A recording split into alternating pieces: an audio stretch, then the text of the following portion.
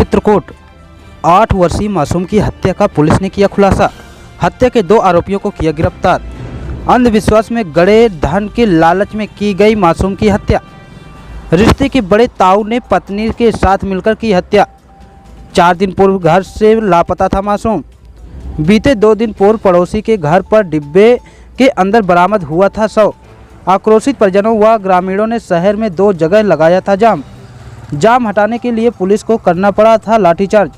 करबी कोतवाली क्षेत्र के सीतापुर स्थित राघवपुरी मोहल्ले की है घटना। दिनांक 14 मार्च 2022 को बालक की हत्या का असफल अनावरण, अभियुक्त पति पत्नी गिरफ्तार। पुलिस अधीक्षक महोदय जनपद चित्रकूट धवल जायसवाल के कुशल निर्देशन में अपराधियों की धरपकड़ हेतु चलाए जा रहे अभियान के क्रम में अपर पुलिस अधीक्षक चित्रकूट शैलेंद्र कुमार राय एवं क्षेत्राधिकारी नगर शीतला प्रसाद पांडे के पर्यवेक्षण में प्रभारी निरीक्षक थाना कोतवाली करबी एवं चौकी सीतापुर की संयुक्त टीम द्वारा नाबालिग बालक का अपहरण कर हत्या करने वाले 2 अभियुक्तों को गिरफ्तार किया गया। दिनांक 8 मार्च 2022 को थाना कोतवाली करबी में रामप्रयाग रैदास पुत्र हीरालाल निवासी राघवपुरी वार्ड नंबर 3 सीतापुर थाना कोतवाली करबी जनपद चित्रकूट द्वारा सूचना दी गई कि उनका 9 वर्षीय बालक गुम हो गया है। काफ़ी ढूंढने पर नहीं मिला। इस सूचना पर थाना कोतवाली करबी में मुकदमा संख्या 88/22 धारा 363 भादवी पंजीकृत किया गया। दिनांक 12 मार्च 2022 को गुमशुदा बालक का शव वादी के पड़ोसी भुल्लू वर्मा उर्फ जरैला पुत्र राम अवतार के घर से बरामद हुआ, जिस क्रम में मुकदमा उपरोक्त में धारा 363 भादवी का आलोप लगाकर धारा 147, 364, 302, 201/34 भादवी की बढ़ोतरी कर विवेचना से प्रकाश में आए अभियुक्त भुल्लू वर्मा उर्फ जरैला पुत्र राम अवतार, अभियुक्ता श्रीमती उर्मिला वर्मा पत्नी भुल्लू वर्मा उर्फ जरैला निवासीगण राघवपुरी वार्ड नंबर 3 सीतापुर थाना कोतवाली करबी जनपद चित्रकूट को गिरफ्तार किया गया।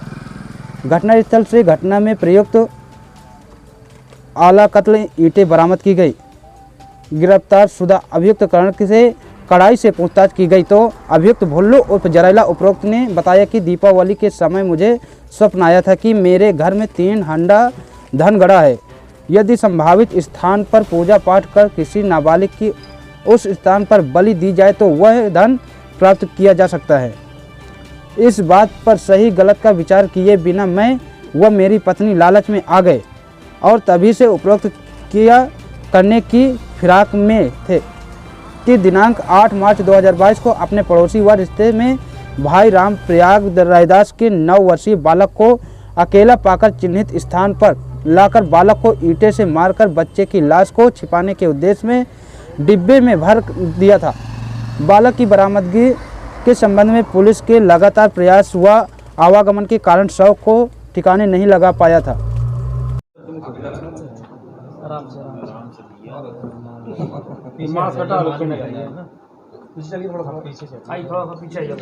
बारी से ले लो यार, एक बार ले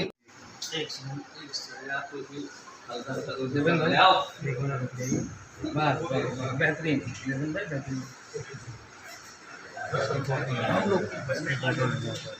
हाँ, ये इनको जो है ना आप